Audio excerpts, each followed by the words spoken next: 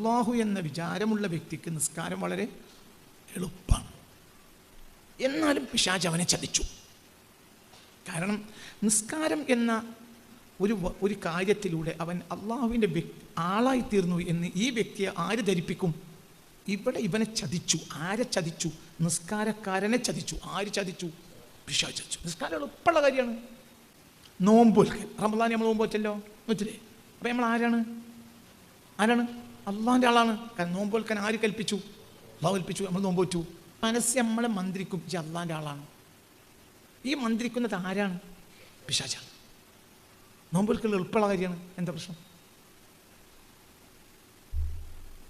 സക്കാത്ത് കൊടുത്തു, പൈസ ഉള്ളവന് കൊടുക്കുന്നൊരു മനസ്ഥിതി ഉണ്ടെങ്കിൽ, കൊടുക്കുന്ന മനസ്ഥിതി ഉണ്ടാകാൻ മുസ്ലിമാകേണ്ട ആവശ്യമൊന്നുമില്ല.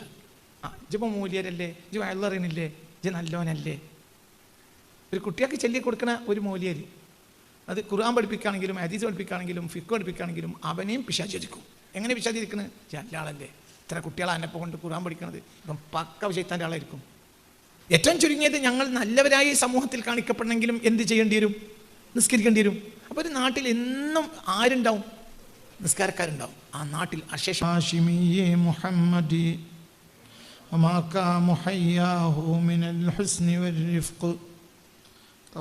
ഞാൻ ചുരുട്ടി, അത് കഴിഞ്ഞില്ല, കഴിഞ്ഞ ആഴ്ച പറഞ്ഞു.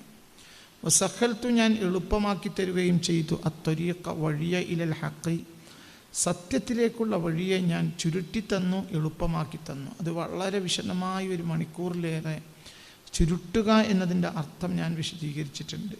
1 മണിക്കൂറിലേറെ വിശദീകരിച്ചിട്ടുണ്ട്. ചുരുട്ടുക എന്നതിൻ്റെ അർത്ഥത്തിന് ഖുർആനിൽ നിന്നും ഉള്ള തെളിവുകൾ അടക്കം കഴിഞ്ഞ ക്ലാസ്സിൽ ഞാൻ പറഞ്ഞിട്ടുണ്ട്. ഇനി അത് ആവർത്തിക്കുന്നില്ല. ആർക്കാണ് ലിക്കുല്ലി മുരീദിൽ വസ്ലിൽ ഹഖി, സത്യത്തിലേക്ക് ചേരണമെന്നുദ്ദേശിക്കുന്ന ഏതൊരു വ്യക്തിക്കും വഴി ഞാൻ എളുപ്പമാക്കി കൊടുത്തിട്ടുണ്ട്. ബിൽ ഹഖി, സത്യത്തിലൂടെ സത്യത്തിലേക്ക് ചേരണമെന്ന് ആരൊക്കെ ഉദ്ദേശിക്കുന്നോ അവർക്ക് സത്യത്തിലേക്കുള്ള വഴി ഞാൻ എളുപ്പമാക്കി കൊടുത്തിട്ടുണ്ട് എന്നൊക്കെ വലിയൊരു വാക്കാണ്.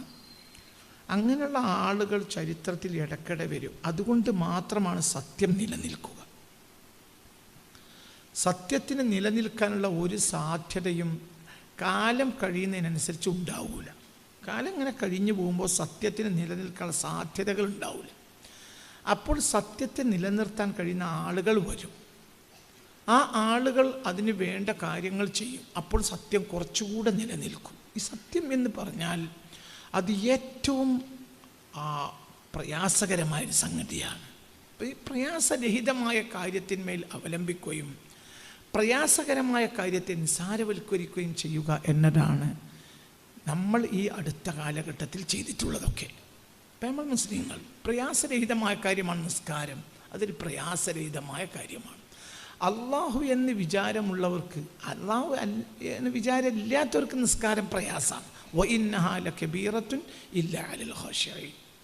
അപ്പോൾ അള്ളാഹ് എന്ന വിചാരമുള്ളവർക്ക് നിസ്കാരം എളുപ്പമാണ്. ശരി, ഇങ്ങോട്ട് നോക്കി, ഇങ്ങോട്ട് തന്നെ നോക്കണം. എന്താണ് ഞാൻ പറയുന്നത് എന്ന് മനസ്സിലാക്കണം. ഇത് പറയുന്ന നിസ്സാരപ്പെട്ട വാക്കാണെന്ന് നിങ്ങൾക്ക് തോന്നരുത്. വളരെ ഗൗരവമുള്ള വിഷയമാണ് ഈ പറയുന്നത്. അതായത് നമ്മൾക്കിപ്പോൾ അള്ളാഹ് എന്നുള്ള ബോധമുണ്ട്, അള്ളാഹ് ബോധമുണ്ട്. അപ്പം നമ്മളെ സംബന്ധിച്ചിടത്തോളം അള്ളാഹുവിലേക്കുള്ളൊരു വഴി നമുക്ക് കിട്ടണം. അപ്പം നമ്മൾ നിസ്കരിക്കും. നിസ്കാരം എളുപ്പമുള്ള കാര്യമാണ്. മനസ്സിൽ അള്ളാഹു എന്ന ചിന്ത ഉണ്ടെങ്കിൽ നിസ്കാരം എളുപ്പമാണ്. അപ്പം നമ്മൾ നമ്മുടെ മനസ്സിനെ തൃപ്തിപ്പെടുത്തും. നമ്മൾ അള്ളാഹുവിൻ്റെ ആളാണ്, കാരണം നമ്മൾ നിസ്കരിച്ചു.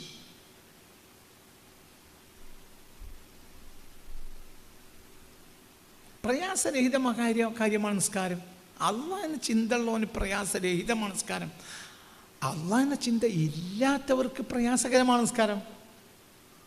ഇതെന്തിനങ്ങനെ പറയുന്നത് പറഞ്ഞാൽ, ഇനി നേരെ ഇതിൻ്റെ ക്ലിപ്പ് എടുത്തിട്ട് പുറത്ത് ഇട്ടിട്ട് പറയും എന്ത് നിസ്കാരം ഒരു നിസ്സാരായ കാര്യമാണെന്ന് കാസിമി പറഞ്ഞിട്ടുണ്ട്, ഖുർആനിൽ വഇന്നഹാ ലകബീറത്തുൻ, അത് വലിയ കാര്യമാണെന്ന് പറഞ്ഞിട്ടുണ്ടല്ലോ എന്ന് ചില തലയെ കിട്ടിയ വിഡ്ഢികൾ പറയും. അപ്പം ആ വിഡ്ഢികൾ ജനങ്ങളെ പ്രേരിപ്പിക്കുകയും ചെയ്യും.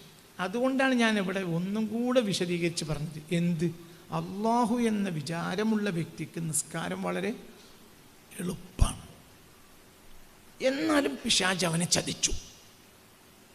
കാരണം നിസ്കാരം എന്ന ഒരു കാര്യത്തിലൂടെ അവൻ അള്ളാഹുവിൻ്റെ ആളായിത്തീർന്നു എന്ന് ഈ വ്യക്തിയെ ആര് ധരിപ്പിക്കും? എന്തിനാ നിങ്ങൾ രാവിലെ അങ്ങോട്ട് വരുന്നത്? ഇതൊക്കെ തലയൊക്കെ കയറ്റാൻ, അല്ലെങ്കിൽ പിന്നെ എന്തിനു വന്നു? ഇവിടെ ഇവനെ ചതിച്ചു. ആരെ ചതിച്ചു? നിസ്കാരക്കാരനെ ചതിച്ചു. ആര് ചതിച്ചു? പിശാച് ചതിച്ചു. നിസ്കാരം എളുപ്പമുള്ള കാര്യമാണ്. നോമ്പൊൽക്കൽ, റമദാൻ നമ്മൾ നോമ്പ് പറ്റല്ലോ, നോറ്റില്ലേ? അപ്പം നമ്മൾ ആരാണ്? അള്ളാഹിൻ്റെ ആളാണ്. കാരണം നോമ്പൊൽക്കാൻ ആര് കൽപ്പിച്ചു? അള്ളാഹു കൽപ്പിച്ചു. നമ്മൾ നോമ്പ് പറ്റൂ. അപ്പം നമ്മുടെ മനസ്സ് നമ്മളെ മന്ത്രിക്കും, ഈ അള്ളാഹിൻ്റെ ആളാണ്. ഈ മന്ത്രിക്കുന്നത് ആരാണ്? പിശാചാണ്. നോമ്പൊൽക്കൽ എളുപ്പമുള്ള കാര്യമാണ്. എന്താ പ്രശ്നം? സക്കാത്ത് കൊടുത്തു. പൈസ ഉള്ളവന് കൊടുക്കുന്നൊരു മനസ്ഥിതി ഉണ്ടെങ്കിൽ, കൊടുക്കുന്ന മനസ്ഥിതി ഉണ്ടാകാൻ മുസ്ലിമാകേണ്ട ആവശ്യമൊന്നുമില്ല. കൊടുക്കുന്ന മനസ്ഥിതി, അതൊക്കെ മനസ്ഥിതികളാണ്. ആ മനസ്ഥിതിക്കനുസരിച്ച് കൊടുക്കും. അതിന് മുസ്ലിം ആയിക്കോണമെന്ന് പോലുമില്ല. മുസ്ലിങ്ങൾക്ക് കുറച്ചും കൂടി കൊടുക്കുന്നുള്ളൂ. എന്ത്? അള്ളാഹ്ക്ക് വേറെ ആൾക്ക് കൊടുക്കൽ അള്ളാഹ്ക്ക് ഇഷ്ടമാണല്ലോ എന്ന തത്വജ്ഞാനം കൊണ്ട് മുസ്ലിങ്ങൾ ഒന്നുകൂടി കൊടുക്കുന്നേ ഉള്ളൂ. സത്യത്തിൽ കൊടുക്കൽ എന്നുള്ളത് ആരുടെ മാത്രം ഗുണമല്ല, മുസ്ലിങ്ങളുടെ മാത്രം ഗുണമല്ല. അപ്പോൾ കൊടുക്കുക, നമ്മൾ കൊടുക്കും, സക്കാത്ത് കൊടുക്കുന്നു, സ്വതക്കയും കൊടുക്കുന്നു. അതുവഴി നമ്മളെ വീണ്ടും പിശാച് പഴപ്പിക്കും. എന്ത്?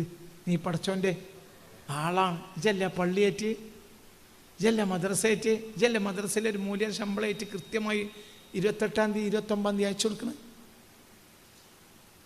ഇജല്ല 10 കുട്ടിയൊക്കെ ചിലവേറ്റത്, ഇജല്ല അരിയേറ്റത്, ഇജല്ല കൂട്ടാൻ വെക്കാനേറ്റത്, ഇജല്ല എല്ലാ മാസം ദർസിലെ ഹാളിലേക്ക് ദർസിലെ കുട്ടിയൊക്കെ 5 കിലോ ഇറച്ചി ഇജല്ലേ വാങ്ങിക്കൊടുത്തേക്കണത്.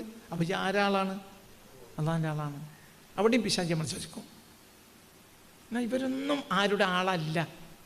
അള്ളാഹ് ഇതൊക്കെ എളുപ്പമുള്ള കാര്യമാണ്. ഇതെല്ലാം എളുപ്പമുള്ള കാര്യമാണ്. ഒരു വിജ്ഞാനം പറയുന്നപ്പോൾ ഇന്നെപ്പോലത്തെ ഒരു വിഡ്ഢി, ഇന്നെപ്പോലത്തെ വിഡ്ഢികളെ വിജ്ഞാനത്തിൽ പിശാച് ചതിക്കും. ഇജ്ജിപ്പോ മൂല്യരല്ലേ, ഇജ്ജ് വയലറിയണില്ലേ, ഇജ്ജ് നല്ലോനല്ലേ. ഒരു കുട്ടിയൊക്കെ ചൊല്ലി കൊടുക്കണ ഒരു മൂല്യര്, അത് ഖുർആൻ പഠിപ്പിക്കുകയാണെങ്കിലും ഹദീസ് പഠിപ്പിക്കുകയാണെങ്കിലും ഫിഖ് പഠിപ്പിക്കുകയാണെങ്കിലും അവനെയും പിശാച് ചതിക്കും. എങ്ങനെ പിശാച് ചതിക്കുന്നത്? നല്ല ആളല്ലേ, ഇത്ര കുട്ടികളെ അന്നപ്പോ കൊണ്ട് ഖുർആൻ പഠിക്കണത്, ഇപ്പം പക്ക ശൈത്താൻ്റെ ആളായിരിക്കും.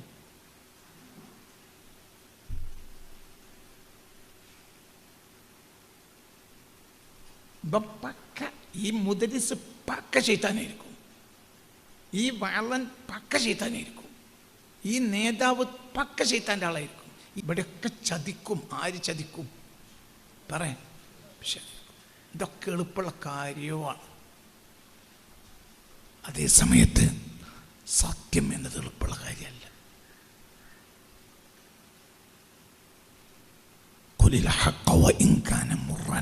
കയ്പാണെങ്കിലും നേരിനെ അവലംബിക്ക് എന്ന് പറഞ്ഞു. അപ്പോൾ പ്രാഥമികമായി തന്നെ മനസ്സിലായി സത്യം എന്നത് കയ്പാണ്. സത്യം കയ്പ് തന്നെയാണ്. അത് ഭയങ്കര പ്രയാസമാണ്. നിസ്കാരം നിലനിന്നാലും സത്യം നിലനിൽക്കൂല, നോമ്പ് നിലനിന്നാലും സത്യം നിലനിൽക്കൂല, ഹജ്ജ് നിലനിന്നാലും സത്യം നിലനിൽക്കൂല.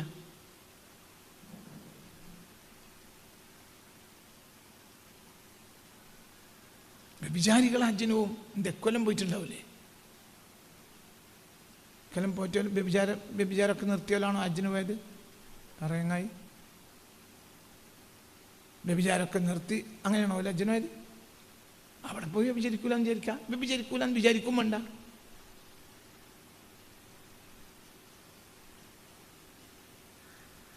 നിങ്ങൾക്ക് പറഞ്ഞ നിങ്ങൾ എൻ്റെ കൂടെ ഇല്ല, വ്യഭിചരിക്കാൻ പോകുകയാണോ?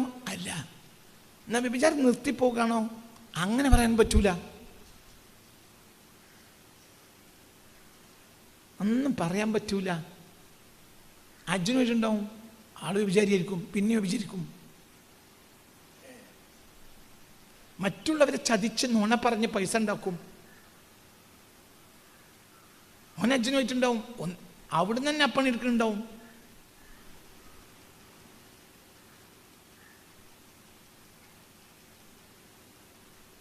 മനസ്സിലാണ്ട് പറയുന്നത് വളരെ ചിന്തിക്കണം. അള്ളാഹു നമ്മളെ കാത്തിരക്ഷിക്കട്ടെ. മദീന ഹറമിൽ മദീന പള്ളിയിൽ 15 കൊല്ലം മുമ്പ് ഞാൻ ഇരിക്കുമ്പോൾ ഒരു മനുഷ്യൻ ഭാര്യയ്ക്ക് ഫോൺ ചെയ്തു. പെട്ടെന്ന് ഫോൺ വന്നു. എൻ്റെ ഒരു അനുഭവമാണ്, ഞാനിത് മറക്കാത്തൊരനുഭവമാണ്. മദീന പള്ളിയിലിരിക്കുക, ഭാര്യയുടെ ഫോൺ വന്നു. അപ്പോൾ അയാൾക്ക് പൈസ കൊടുക്കാനുള്ള ഒരാളുമായി ബന്ധപ്പെട്ട ഒരു വിഷയമായിരിക്കും പറയുന്നതെന്ന് സംസാരത്തിൽ നിന്നിങ്ങനെ മനസ്സിലായി. അപ്പോൾ അയാൾ ആ കൂട്ടത്തിൽ പറയുന്നുണ്ട്, എന്ത് ഞാൻ നാട്ടിലുണ്ട് എന്നോനോട് പറഞ്ഞോളാം. ഞാൻ പിന്നെ കൂടുതൽ വർത്തമാനത്തിനൊന്നും നിന്നില്ല. എവിടുന്നത് പറയുന്നത്? മദീനത്തെ പള്ളിയിൽ മസ്ജിദുൻ നബവിയിൽ ഇരുന്നിട്ടാണ് പറയുന്നത്. ഞാൻ നാട്ടിലുണ്ട് എന്നോനോട് പറഞ്ഞോളാം, എന്നാ വേഗം കിട്ടിക്കോളൂ. എന്താണെങ്കിലും എവിടെയാണ് ഇരിക്കണത്? മദീന പള്ളിയിൽ. എൻ്റെ 15 കൊല്ലമുള്ളൊരു അനുഭവമാണ്. ഞാൻ അള്ളാഹു നമ്മളൊക്കെ കാത്തിരക്ഷിക്കട്ടെ. അപ്പോൾ എന്തെന്ന് മനസ്സിലാണില്ല. തൊട്ടടുത്ത ദിവസം ഇഹ്റാം കിട്ടി ഹജ്ജിന് പോകാൻ നിൽക്കുവാണ്. മനുഷ്യന്മാർ കളവ് പറയലൊക്കെ നിർത്തിയിട്ടാണോ ഹജ്ജിന് പോണ്? ഹജ്ജിന് പോകാൻ എളുപ്പമാണ്, കളവ് പറയൽ നിർത്താൻ എളുപ്പമല്ല അതിൻ്റെ ആളുകൾക്ക്. കാരണം കളവുമ്മൽ അവന് എന്തുണ്ടാവും? ലാഭം ഉണ്ടാവും. ആ ലാഭം അവൻ്റെ ജീവിതമാർഗ്ഗമായിരിക്കും. ഈ ഹജ്ജിൻ്റെ പൈസ വരെ മേക്കപ്പ് ചെയ്യൽ എന്തുകൊണ്ടായിരിക്കും? ഈ കളവുകൊണ്ടാണ്. അപ്പം ഇങ്ങോട്ട് നോക്കി. ഈ ലോകത്ത് ഏറ്റവും പ്രയാസകരമായി നടക്കുന്നൊരു കാര്യം സത്യമാണ്. സത്യം. അതിനാണ് ഇടക്കിടക്ക് നവോത്ഥാന നായകന്മാർ വരേണ്ടത്. ദീനിനെ സംബന്ധിച്ചിടത്തോളം ദീന് അപ്പോൾ ഒരു ഓട്ടോമാറ്റിക്കലി നിസ്കാരം അങ്ങനെ നടന്നു പോകും. അതിൻ്റെ ടീം ഇവിടെ എന്നും ഉണ്ടാവും. ഏറ്റവും ചുരുങ്ങിയത് ഞങ്ങൾ നല്ലവരായി സമൂഹത്തിൽ കാണിക്കപ്പെടണമെങ്കിലും എന്ത് ചെയ്യേണ്ടി വരും? നിസ്കരിക്കേണ്ടി വരും. അപ്പോൾ ഒരു നാട്ടിൽ എന്നും ആരുണ്ടാവും? നിസ്കാരക്കാരുണ്ടാവും. ആ നാട്ടിൽ അശേഷം സത്യം ഉണ്ടായിക്കൊള്ളണമെന്നില്ല.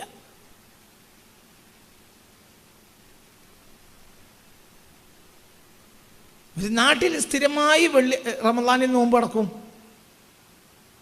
അവിടെ സത്യം ഉണ്ടായിക്കൊള്ളുന്നില്ല. എന്തുകൊണ്ട്? നോമ്പിന് പ്രശ്നമൊന്നുമില്ല, സത്യത്തിന് പ്രശ്നമുണ്ട്. അവിടെയാണ് ആളുകൾ വരേണ്ടത് അത്യാവശ്യമായി വരിക. മുഹമ്മദ് എന്ന മനുഷ്യന് പരക്കെ അംഗീകരിക്കപ്പെട്ട പേര് കിട്ടിയ നിസ്കാരക്കാരൻ എന്നല്ല, അൽ അമീൻ, സത്യസന്ധൻ എന്നാണ്. ആ ആൾ സത്യസന്ധന, വിശ്വസ്തന. മനസ്സിലാവണില്ല? മുഹമ്മദ് എന്ന ആൾക്ക് ആബിദ് എന്ന പേര് ആരും കൊടുത്തിട്ടില്ല. ആബിദാണ്, പക്ഷെ ആബിദ് എന്ന പേരല്ല ആ മനുഷ്യന് കിട്ടിയത്. ആ മനുഷ്യന് കിട്ടിയ പേര് അൽ അമീനാണ്. ഹക്കില്ലാത്ത ഒരാൾക്ക് അൽ അമീനാകാൻ കഴിയില്ല. ഈ മനുഷ്യൻ അൽ അമീൻ തന്നെയാണ്. അപ്പൊ ജിബ്രീൽ വന്നില്ലെങ്കിലും ഈ മനുഷ്യൻ, ഒരാൾക്ക് അല്ലാഹു സുബ്ഹാനഹു വ തആല നിങ്ങൾ എൻ്റെ കൂടെ ഉണ്ടോ? നിങ്ങൾ എൻ്റെ കൂടെ ഉണ്ടോ? ദീനിനെ അല്ലാഹു സുബ്ഹാനഹു വ തആല പറഞ്ഞ ഒരു പേര് അമാനത്ത് എന്നാണ്. പക്ഷെ ഈ വ്യക്തി ജിബ്രീൽ വരുന്നതിന് മുമ്പ് അമീനാണ്. അപ്പം ഈ മനുഷ്യന് ഇനി എന്താ വേണ്ടത്? നമ്മൾ ദീൻ പൂർത്തിയായിട്ടും അമീനായിട്ടും ഇല്ല. നിങ്ങൾ എൻ്റെ കൂടെ ഇല്ല, നിങ്ങൾ എൻ്റെ കൂടെ ഇല്ല.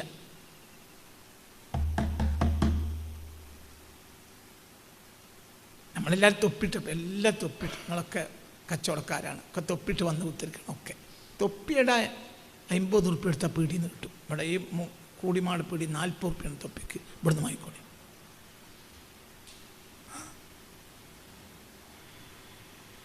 ഒരു 100-150 ഉറുപ്പ്യ ഉണ്ടെങ്കിൽ 1 മീറ്റർ ഓയിൽ മുണ്ട് കിട്ടും. ഇനി തൊപ്പി മാറ്റിയിട്ട് ഓയിൽ മുണ്ട് കിട്ടുകയാണെങ്കിൽ അവൻ കെട്ടിക്കോളി. അപ്പോൾ 250 ഉറുപ്പ്യ ഉണ്ടെങ്കിൽ 2 മീറ്ററിൻ്റെ ഓയിൽ മുണ്ട് കെട്ടാം. ഒരു 500 ഉറുപ്പ്യ ഉണ്ടെങ്കിൽ അത്യാവശ്യം ഒരു കനുള്ള ഓയിൽ മുണ്ട് തന്നെ കെട്ടാം. 500 ഉറുപ്പ്യ ഇപ്പോൾ പട്ടികളെ കയ്യിൽ വരെ ഉണ്ട്. 500 ഉറുപ്പ്യൊന്നും ഇല്ലാത്തൊരു പട്ടി വരെ നാട്ടിലില്ല. പിന്നെന്താണ് തലയിൽ കെട്ടുന്നതിന് പ്രശ്നം? കെട്ടിക്കൂടി.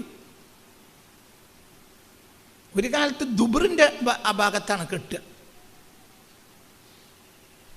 ഇപ്പം ദുബർ മാത്രമല്ല, മേലിപ്പടിയും കെട്ടും. എൻ്റെ 500 ഉറുപ്പ്യ ഉണ്ടെങ്കിൽ തലയിൽ കെട്ടും. അതിന് പീടിക്കാരി ഓയിൽമുണ്ട് വാങ്ങാൻ 5 മിനിറ്റ്, തലയെ കിട്ടാൻ 2 മിനിറ്റ്. എന്നാൽ 100 കൊല്ലം അധ്വാനിച്ചാൽ അമീനാകാൻ കഴിയില്ല. അത് ജിബ്രീൽ വന്നിട്ട് കിട്ടിയതുമല്ല. ഈ അമീൻ എന്ന പേര് ജിബ്രീൽ കൊടുത്തതല്ല. എന്നാൽ ഈ മനുഷ്യൻ അമീനാണെന്ന് ജിബ്രീൽ അംഗീകരിക്കേണ്ടി വന്നു. ദീനിൽ അവസാനത്തെ ലാഭമാണ് എന്ത്? അമാനത്താക്കുക എന്നുള്ളത്. അമാനത്താക്കിയാൽ അമീനായി. ഈ മനുഷ്യൻ അത് 1-ാം ദിവസം കിട്ടിയിട്ടുണ്ട്. അപ്പൊ ഈ മനുഷ്യൻ ജിബ്രീൽ വരുന്നതിന് 40 കൊല്ലം മുമ്പ് എന്തുണ്ട്? പറയടാ, ദീനുണ്ട്. ഈ മനുഷ്യന് സയ്യിദുന ജിബ്രീൽ അലൈഹിസ്സലാത്തു വസ്സലാം വരുന്നതിൻ്റെ 40 കൊല്ലം മുമ്പും എന്തുണ്ട്? പറ ദീനുണ്ട്. എനിക്ക് താലീക്കെട്ടുണ്ട്, എന്തില്ല? ദീനില്ല. എനിക്ക് നിസ്കാരമുണ്ട്, ദീനില്ല. ഈ മനുഷ്യന് നിസ്കാരമില്ലാത്ത മുമ്പ് ദീനുണ്ട്. ഹക്കുണ്ടായാലേ ദീനുണ്ടാവുള്ളൂ. ഇന്ന അറളന അമാനത അല സമാവാതി വൽ അർളി വൽ ജിബാൽ ഫഅബൈന അൻ യഹ്മിൽനഹാ വഅഷ്ഫഖന മിൻഹാ വഹമലഹാ അൽ ഇൻസാൻ. അമാനത്താണ് അല്ലാഹു തആല ദീനിന് കൊടുത്ത പേര്. അമാനത്താണ്. അത് ഹക്കുണ്ടായാലേ അമാനത്തുണ്ടാവുള്ളൂ. നിസ്കാരം എളുപ്പത്തിലുണ്ടാവും, നോമ്പ് എളുപ്പത്തിലുണ്ടാവും. നമ്മൾ 2 മാസം ഇവിടെ ഒരു സമ്മേളനം നടത്തണം. പാലക്കാട് പാഴൂര് നാട്ടിൽ മഹാസമ്മേളനം. അപ്പം നമ്മളെന്താ ചെയ്യേണ്ടത്? നമ്മളായിട്ട് തെറ്റി നിൽക്കുന്ന ആളുകൾക്കൊക്കെ പോയി കൈ കൊടുത്ത് നമ്മൾ സമ്മേളനത്തിൽ എല്ലാവരും സഹകരിക്കണം. നമ്മൾ ബായ് നമ്മളെല്ലാവരും എത്താം. പിന്നെ നമ്മൾ എന്ത് ചെയ്യണം? നമ്മൾ എല്ലാ ദിവസം 10-25 പോത്തറക്കാൻ തീരുമാനിക്കണം. പിന്നെ അരിയും കൂട്ടാനും വെച്ച് ബമ്പം സമ്മേളനം, പാഴൂർ മഹാസമ്മേളനം. എല്ലാവരും കൂടി തോലി കെട്ടും, കുപ്പിയും തങ്ങളും മൂലയരും എല്ലാവരും വന്നു. ബമ്പം സമ്മേളനം. അതിന് നമുക്ക് 500 കോടി ഉറുപ്പിക ചെലവായി എന്ന് വെച്ചാൽ അത് എളുപ്പമുള്ള കാര്യമാണ്.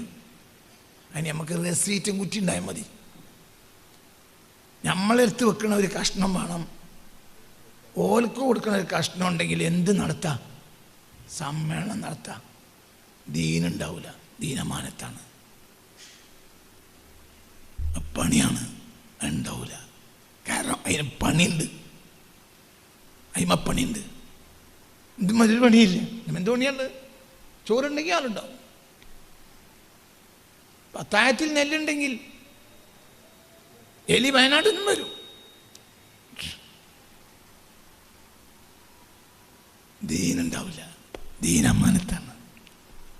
അമാനത്ത് നിലനിൽക്കണമെങ്കിൽ ഹക്കുണ്ടാകണം. ഹക്കുണ്ടാകണമെങ്കിലോ അത് ഭയങ്കര പണിയാണ്, അത് മുറാണ്, അത് കയ്പ. അതുകൊണ്ട് അതിലെന്ത് ചെയ്യേണ്ടിയെന്നറിയോ? അതിൽ ഇടക്കിട ആളുകൾ വന്നിട്ട് മാർഗം കാണിക്കേണ്ടി വരും.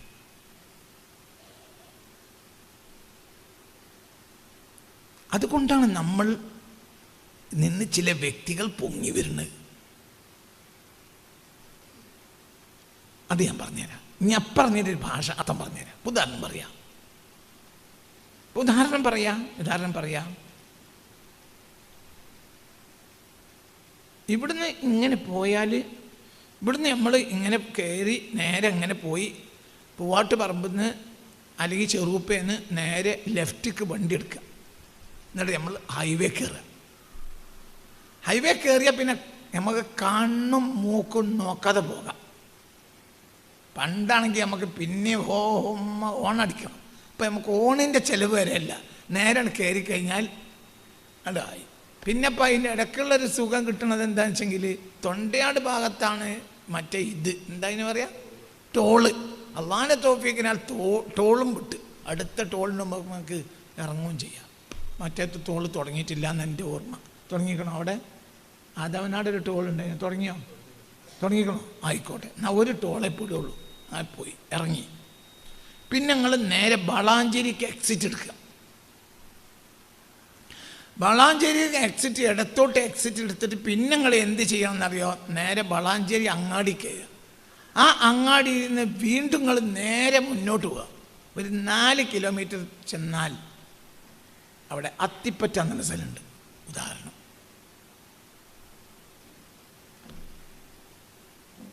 അവിടെ ഒരു മനുഷ്യൻ്റെ തന്നെ മെയ്തീൻ കുട്ടി, ഒരു മൂല്യര്. ഈ മനുഷ്യൻ ആരാണ്? ഈ മനുഷ്യനൊരു കുത്തുബുൽ അക്താബാണോ? അല്ല, എനിക്കങ്ങനെ വിശ്വാസമല്ല. ആരെയും വിശ്വസിച്ചോളൂ, എനിക്ക് വിശ്വാസമൊന്നുമില്ല. ഈ മനുഷ്യൻ ആരാണ്? ഈ മനുഷ്യൻ സത്യസന്ധനാണ്. ഈ മനുഷ്യൻ ബിരുദധാരിയാണോ? അല്ല. ഈ മനുഷ്യൻ കേന്ദ്ര മുഷാവർ അംഗാണോ? കേരള മുഷാവർ അംഗാണോ? ഇന്റർനാഷണൽ മുഷാവർ അംഗാണോ? അതുമല്ല.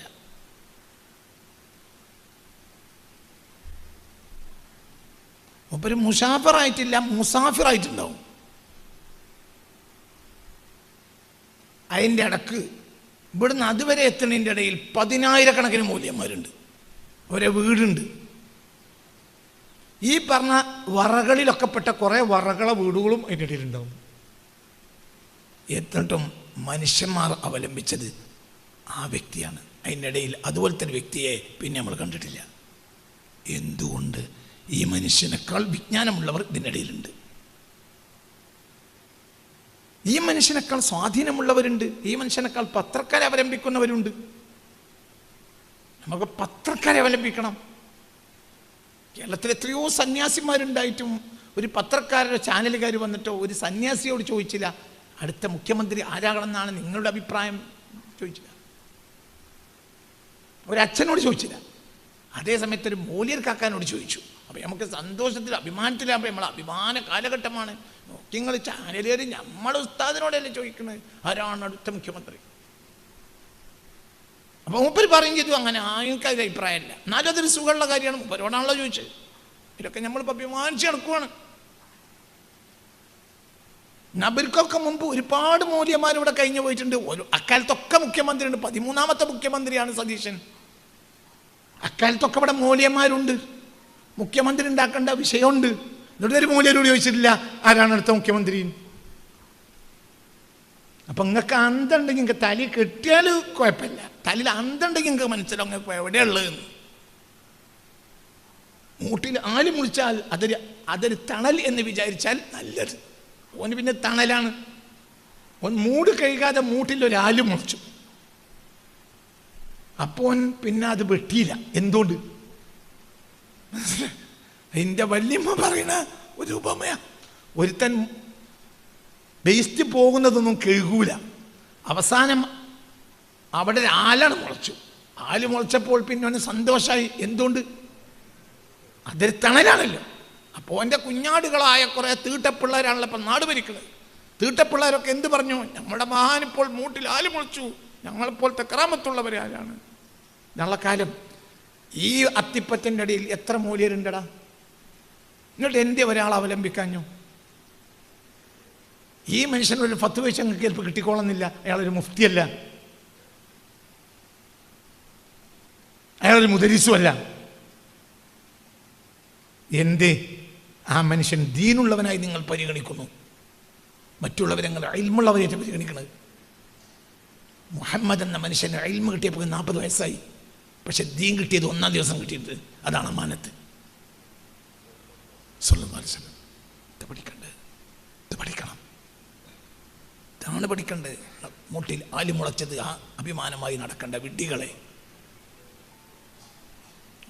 തല കൊടുത്ത് ചിന്തിച്ചോ. അപ്പൊ ഇവിടെ ഇതിൻ്റെ സമൂഹത്തെ സമുദ്ധരിക്കുന്ന ഒരു പ്രോസസ്സിങ് എന്ന് പറഞ്ഞാൽ ഇതൊന്നുമല്ല. പിന്നെന്താണ്? സമൂഹത്തിൽ ഹക്കിൻ്റെ മിസാലാകരാണ്. അത് 100 കൊല്ലത്തിൽ ഒരാൾ വന്നെങ്കിൽ വന്നു.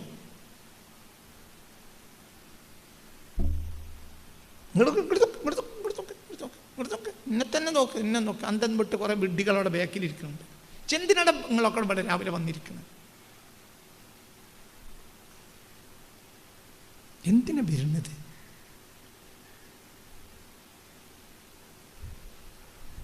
പറയണ നിങ്ങൾക്ക് മനസ്സിലാവുന്നുണ്ടോ? നിങ്ങൾ എന്താണ് ദീന്? എന്തട ദീന്? എന്തട ദീന്? നിസ്കാരം എന്തട ദീന്? ദീൻ എന്ന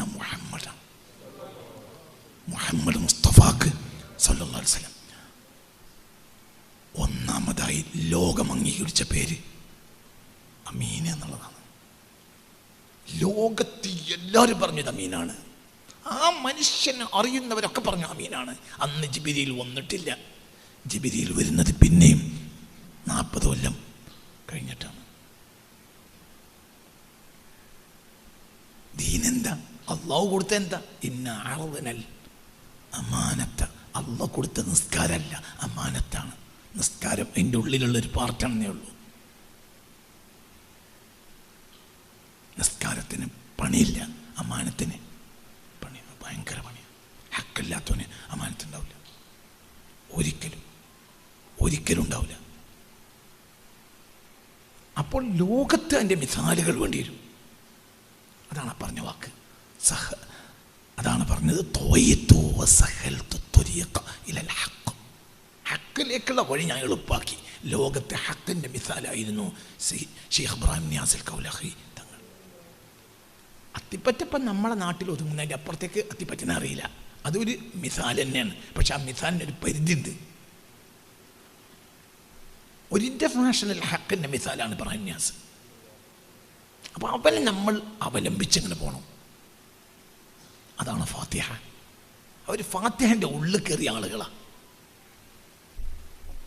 ഫാത്തിഹൻ്റെ ഉള്ളിൽ കയറണം. തലകടിയിൽ കാര്യമില്ല, നിസ്കരിച്ചിട്ടും കാര്യമില്ല. നിസ്കരിക്കും, ഫാത്തിഹൻ്റെ ഉള്ളിൽ കയറൂല. അബ്ദുല്ലാഹിബ്നു ഉബയ്യ് എന്ന തമ്മാടി, മനസ്സിലാവണില്ലേ? അബ്ദുല്ലാഹിബ്നു ഉബയ്യ് എന്ന തമ്മാടി كان يصلي خلف النبي صلى الله عليه وسلم ويسوي الصفوف خلف النبي صلى الله حتى قبل أن يخرج إلى المصلى. മുസ്തഫ നബി സല്ലല്ലാഹു അലൈഹി വസല്ലമ തങ്ങൾ മദീന പള്ളിയിലേക്ക് കയറി മിഹ്റാബിലേക്ക് കയറുന്നതിന് മുമ്പ് പോലും സൊഫ് ശരിയാക്കുന്ന പണിയെടുക്കും. ആര്? അബ്ദുല്ലാഹ് ബിൻ ഉബയ്യ് എന്ന മനുഷ്യൻ.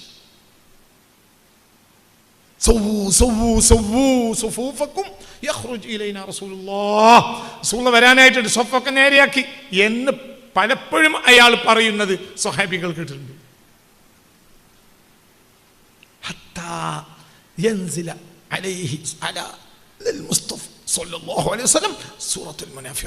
സൂറത്തുൽ മുനാഫിഖൂൻ ഇറങ്ങുന്നത് വരെയും ഈ പണി അയാൾ എടുത്തിട്ടുണ്ട്. فلما نزلت تلك السورة سورة ترني بلو فأخذه بعض من أصحاب المصطفى من ذلك أنا أنك تريد أن يمالج صفية كذا نبر من سلايلا يالودا قاعدة تلانة എന്തറിഞ്ഞത് 114 അധ്യായങ്ങളിൽ കപട വിശ്വാസികളെ പറ്റി പരാമർശിക്കുന്ന അവർക്ക് നാമം കെട്ടി അല്ലാഹു ഇറക്കിയ അധ്യായമാണ് ഏത്? അൽ മുനാഫിഖൂന സൂറത്ത്. അതിറങ്ങിയത് ആരുടെ കാര്യത്തിലാണ്? അബ്ദുല്ലാഹ് ഇബ്നു ഉബയ്യ്. ഇയാൾ കാന യുസല്ലി ഖൽഫ നബിയിൽ മുസ്തഫ. ഇയാൾ റസൂലുള്ളാഹിന്റെ ബാക്കിൽ നേരെ നിസ്കരിച്ചിരുന്ന ആളാണ്. ഹത്താ യുസവ്വി സുഫൂഫ, സുഫ് ശരിയാക്കുന്ന ആളുമായിരുന്നു പലപ്പോഴും. മനസ്സിലാവുണ്ട് പറഞ്ഞത്? ആരുടെ പിന്നിൽ പറേ? നിന്റെ പള്ളിയിലെ അയമൂട്ടി മോലിയുടെ പിന്നിലല്ലടാ. ആരെ പിന്നിൽ? മുസ്തഫായ നബിന്റെ പിന്നിൽ. അയാളെ കാര്യത്തിലാണ് ആയത്തിറങ്ങിയത്. അയാളുടെ കാര്യത്തെ മുസ്തഫ നബിയോട് എന്ത് പറഞ്ഞത്? 70 വട്ടം നബിയെ അങ്ങ് പുറത്തെല്ലാം തേടിയാലും അള്ളാഹ് അവർക്ക് പുറത്തു കൊടുക്കുകയില്ല. ആര് പുറത്തെടുക്കലിനെ തേടിയാല്?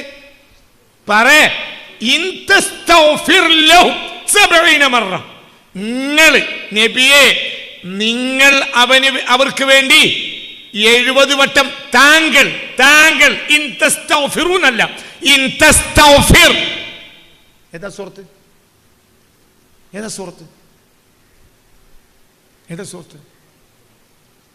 പറേ. നമ്പർ എടുക്ക്.